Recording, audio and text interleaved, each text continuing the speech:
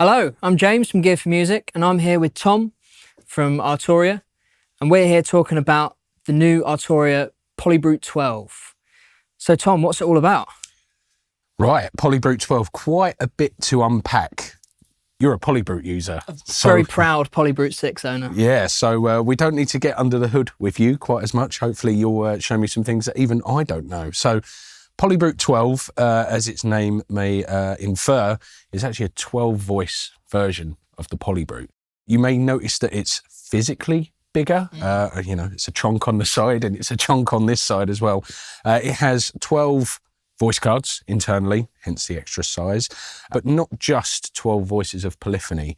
It also has a really unique polyphonic aftertouch keyboard, which is a proprietary Arturia design. What is polyphonic aftertouch? It basically allows you to apply modulation on a per note basis. So instead of kind of mono aftertouch, where it's one note at a time, you're able to accent and apply modulation to different notes independently. So it's a way more expressive way to interact with synths.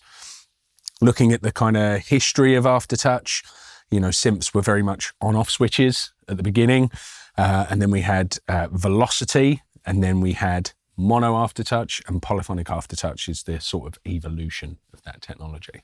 But Polybrute takes it a step further, as far as I understand. Yeah, so not just standard poly aftertouch, whilst polyphonic aftertouch in a synth of this caliber is pretty amazing, to say the very least. I mean, we've been playing with it a little bit before we got set up for the video. But there's also different modes for the polyphonic aftertouch as well. So you may notice this new button here that isn't kind of present on the original Polybrute. You have 5 different aftertouch modes. So if we just go through those quickly, and then we can show a couple of sounds that make use of those. So mono aftertouch is just one note at a time. So if you're holding multiple notes, it will do all of those modulations simultaneously. Poly aftertouch, which is a new feature, which gives you that accent per note independently. And then alt, and this is where the fun comes in for me. You actually have 3 different aftertouch algorithms. So as I was saying, poly aftertouch, wicked, brilliant. But where Arturia have really kind of stepped up the game is with these 3 different algorithms. So the 3 different algorithms are as such. You have full touch, envelope, AT, okay? So we'll boil that one down in a little bit more detail in a sec. But effectively what that does is it allows you to interact with the envelope in a really interesting way. So you'll notice the slightest touch, the envelope's firing. So not sure how good the light will come over in the overhead, but you can notice with the slightest of touch, that envelope's firing. And what you get is a highly sensitive keyboard, and you also have the ability to shape how percussive, so you can be very gentle, or you can strike the sound. Now this preset doesn't expose that functionality too well, but we'll get one that does in a moment. And what you can do is shape how the kind of percussive nature of that aftertouch works. So you can be very kind of soft and gestural, and you can also strike the note. Full touch AT, which is the second mode. I really, really like this one. It's really, really cool. It basically gives you the whole throw of the key. So if we just turn it down a tiny bit, just so we're not triggering it's more of something to show. You've got 2 levels of aftertouch available. So you've got this on, you've got that throw of the key, and then you feel like you hit a spring underneath. What full touch AT does is gives you the whole throw of that key. Right, so instead of the key just being velocity, and then you get that little bit of aftertouch, the entire key throw is the aftertouch modulation. Is the aftertouch. So you can, so you've got way more depth to play with. So if you're doing a modulation amount by 100%, you've got 100% of the range to play with. So that could be from 0 cut off all the way up to fully open. Absolutely. Just with, wow, and that's polyphonic as well. Right? Yes, yes. So you get that very sensitive. Anything that's full touch gets that sort of sensitive capability. It basically turns the envelopes on straight away. And then the last one, which I really love, is an evolution of that concept. So you get the very highly sensitive keyboard, you get the aftertouch on the way down, but when you hit that spring, the second layer of aftertouch is actually this Z-axis.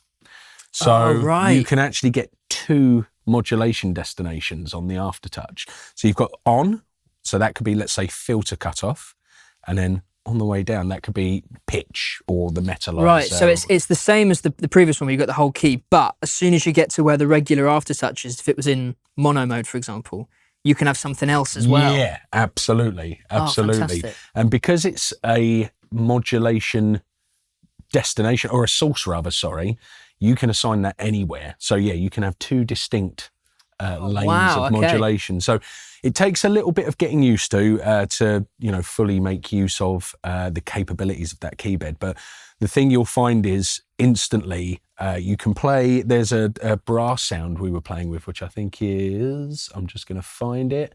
You'll probably know where it was, but there you go. Expressive sextet. Now this is a cool one because you can be very, as you can see, you're getting the envelopes coming on straight away. But if you play like a pluck, and you can actually define how that plucks in. So you can be very, so you get that aftertouch, but you also get the ability to pluck as well. So you'll notice this preset is full touch with a little envelope majigger there. That's basically saying to you, you're in that full touch mode. It's also worth noting that, I'm not sure again how good it will come down on the top down, but you've got this layer. Because we have this increased polyphony, you can do splits, layers, stacks. The unison on this thing is super dirty. Oh, I bet. 12 voices stacked on top of each other. Yeah, it's super, super dirty. So you're able to use that increased polyphony not only to get like the layers and that, but because you can do splits, stacks and layers, you can also introduce how the VCA is controlling the independent layers when using the full touch envelope mode. So it's pretty crazy what you can do with it.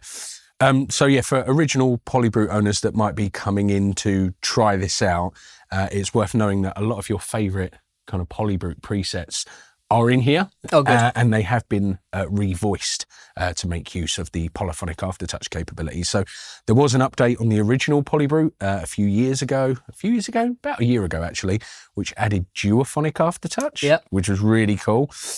Really incredible that they actually managed to pull that off.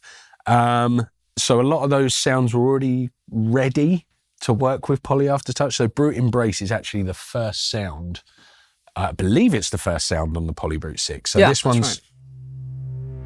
So you've got those polyphonic aftertouch capabilities baked into that one. But there's also the cassette, which is like the piano one. All of those, like the first 5 are like the creme de la creme for me on the original Polybrute. They're all in here and they've all been revoiced to make use of the polyphonic aftertouch capabilities. Also worth noting that Polybrute Connect has been completely redesigned for this. So Polybrute Connect is absolutely awesome. I don't know how much you would have used it. Quite a bit, yeah. Yeah, it's really, really handy because there's, quite a lot to get into on here. And basically what Polybrute Connect is an editor that's also a kind of VST that you can drop into your DAW. So it doesn't make sound, but it allows you to completely remote control and CC control a lot of the functions within this. It's quite good to use as a sort of preset organizer as well. Yeah, like a librarian. Kind of stuff, that kind of thing. I mean, as if you need more modulation with this thing, but if you want to fire a bunch of CCs at it, you can. So yeah, Polybrute Connect completely redesigned for this to make use of those extra capabilities as well. So you've got the ability to kind of get more kind of top-down control of the envelopes, like you were mentioning, using it like a librarian, that kind of thing. So should we have a little scan through the presets? I mean, I think people are going to want to hear pads, aren't they? So should we go for some pads? So we'll just do this first sound, and you are a far more talented keys person than I am. If it was hard industrial noise, I'm fine, but anything that requires skill.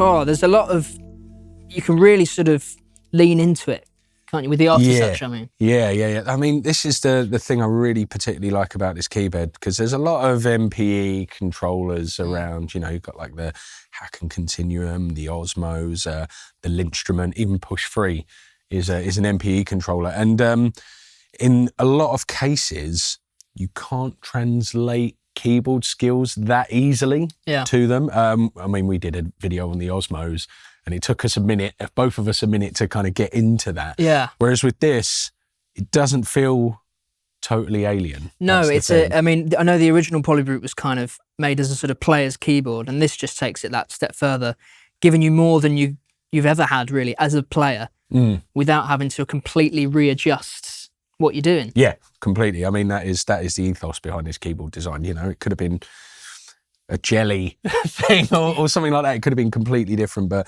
I know during the development they really wanted to make sure that it was black and white keys, and it gave you those extra modes. So should we have another look for another pad sound, and then we can't see what they're called because we're in the category search, so let's see what this one is. Go for it.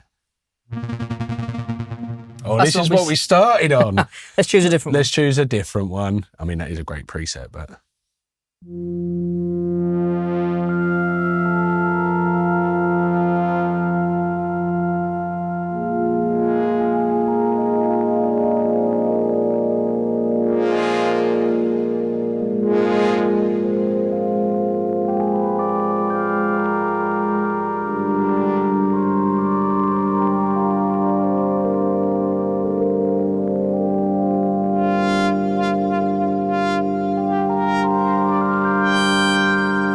it does give you the opportunity to just have a bit more expression on a top line. Yeah. Without affecting your harmony that you're doing down here. Yeah. I mean, that is the beauty of polyphonic aftertouch, really. Yeah. Is you can accentuate the notes that you want to accentuate. It's particularly good. Have you ever played with the sequencer arp? Yeah. Matching it, like the hybrid thing. So we'll show an example of that in a sec, but what you can do is actually make notes stand out as you're arpeggiating them. Oh, of course, if we go to, let's find like a lead sound quickly. So lead, let's find one that's arpeggiatable. That'll do. So to get to the sequencer arp, this is a little bit of a secret thing that I discovered by mistake because I've got fat fingers, but it's actually in the manual. You press these two together, what you get is this hybrid of an arpeggiator and a sequencer. So it lets you sequence what the arpeggiator is going to do. So if I just hold a note, I can apply a rhythm. So it's not just like a do-do-do-do-do-do, it's got a rhythm to it as well. So if we just make that a little bit.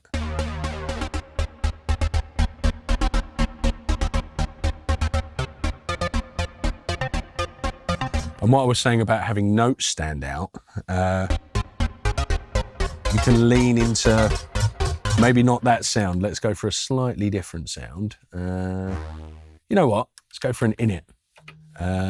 You initialize a preset by doing panel and presets, really handy. A little bit of that. A little bit of filter action.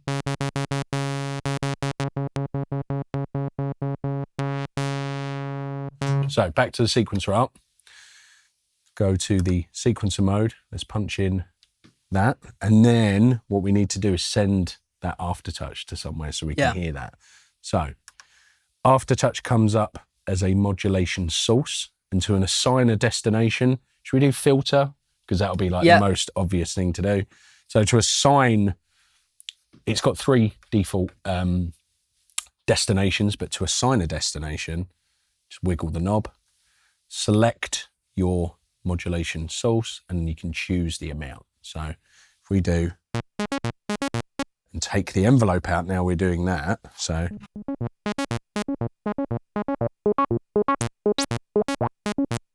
see, I can accentuate notes independently. So in the sequencer arp, you've got the ability to not only define patterns, but you've also got the ability to define like octave jumps and that kind of stuff. So it's really a way of sequencing your arp. That's why it's you know, it makes sense that you press the two buttons together. And the cool thing with that is, if, you know, let's pretend that this is my next musical masterpiece, definitely isn't, you can actually copy it to the sequencer as well. So that's a super cool feature that gets overlooked a little bit. But yeah, within the ARP, if I just want to accentuate that low note and take this one out, you can hear the low note is accentuated out from the rest. So you can do that kind of thing with it as well. So it goes from being like a expressive thing to being able to sequence the ARPs with expression as well. It's really, really cool. You can get some really fun stuff out of it. There's actually some presets that exploit that a lot better than I just did there. But yeah, should we have another look at some sounds? What haven't we played with yet? We've done pads. I haven't done a big bass yet. Honestly, yeah, like that. Okay, bass. What have we got?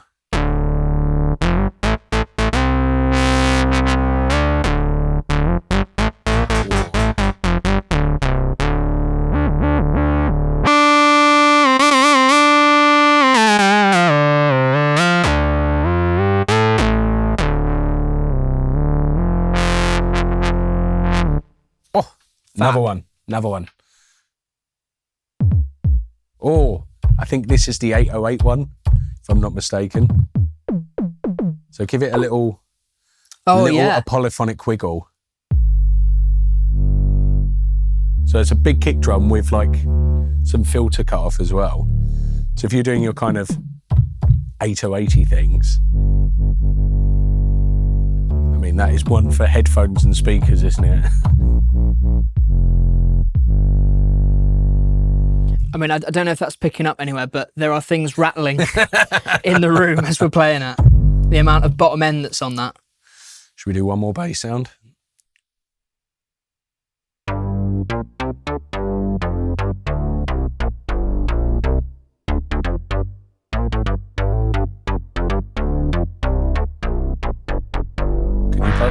Can you play XOF? I don't know. You put me on the spot there. Sorry. And then should we have a listen to, we've done pads, organs. Okay. Go on. Let's have a look.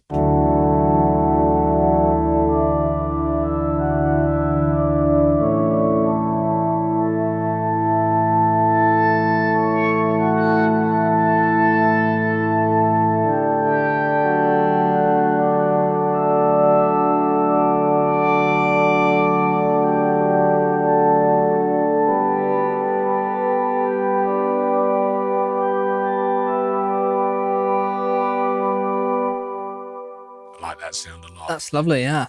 And then we've got some more obscure stuff. There's like sequenced patches in here. So let's just go for totally random, put you on the spot. Ooh. I like that.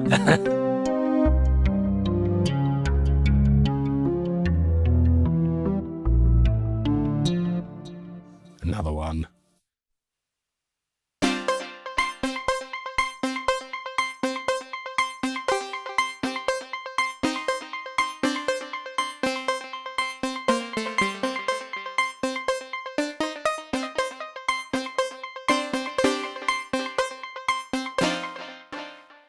I think what you've got here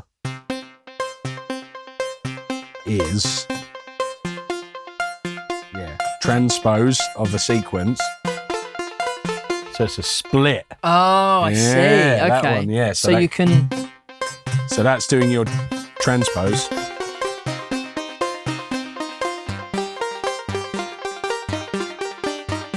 Yeah, you're right. Yeah. So you can do that with 12 voices. You can do that kind of stuff. You could do it on the original Polybrute, splits, that kind of thing. But obviously with higher voice count, you've got less voice stealing, that kind of thing as well. Should we have a look at some other sounds? Let's do one more. If we go, what have we not had yet? Keys seems like a fairly generic term. Let's go a little bit further into the banks. Yeah.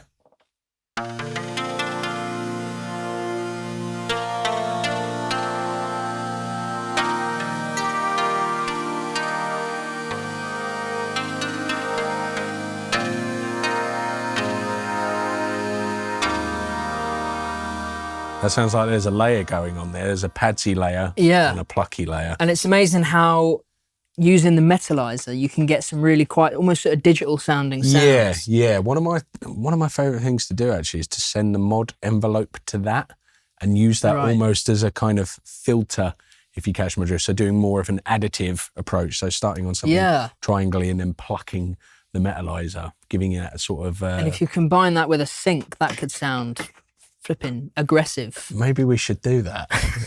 One more for one more. So have we had bass? We've had bass. Lead. Go on, go for another lead sound. Go on.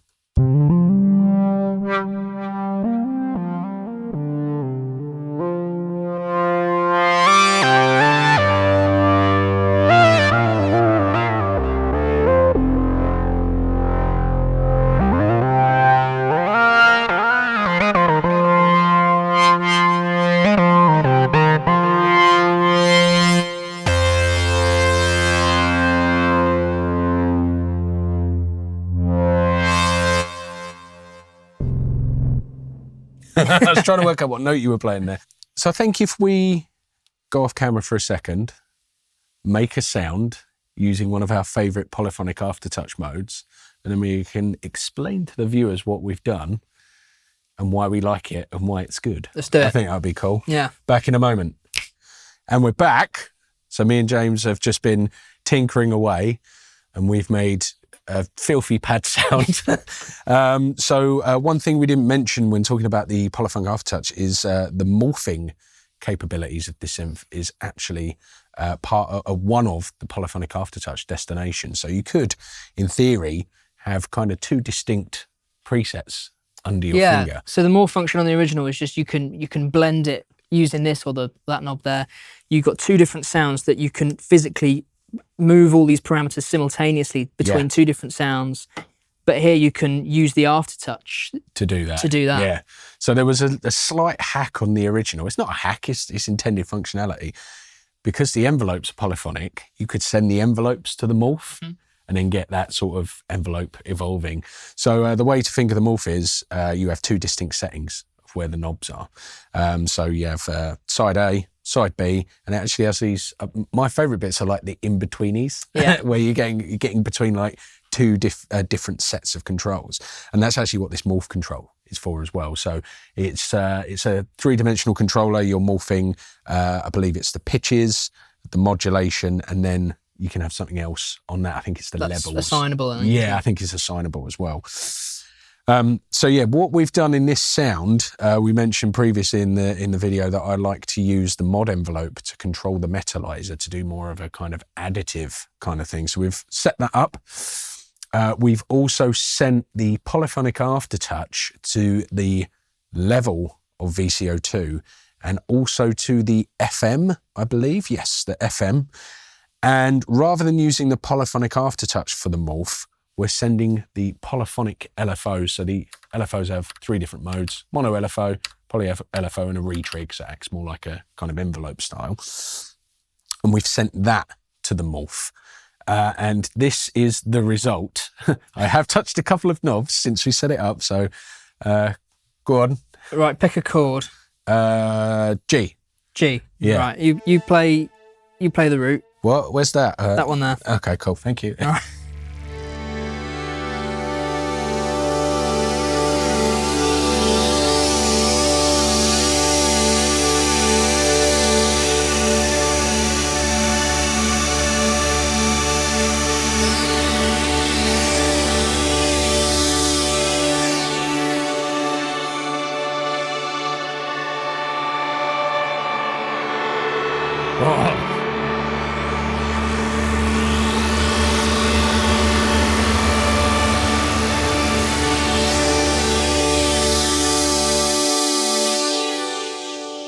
So as you can hear, we drenched that side B in loads of effects. So as you're bringing that side B in, either with the touch or as we've got it set up with the LFO, you're getting the effects come in. You really can have two distinct presets. The way I kind of think of this is like a giant macro controller. Yeah. It's just a giant control of what's going on here.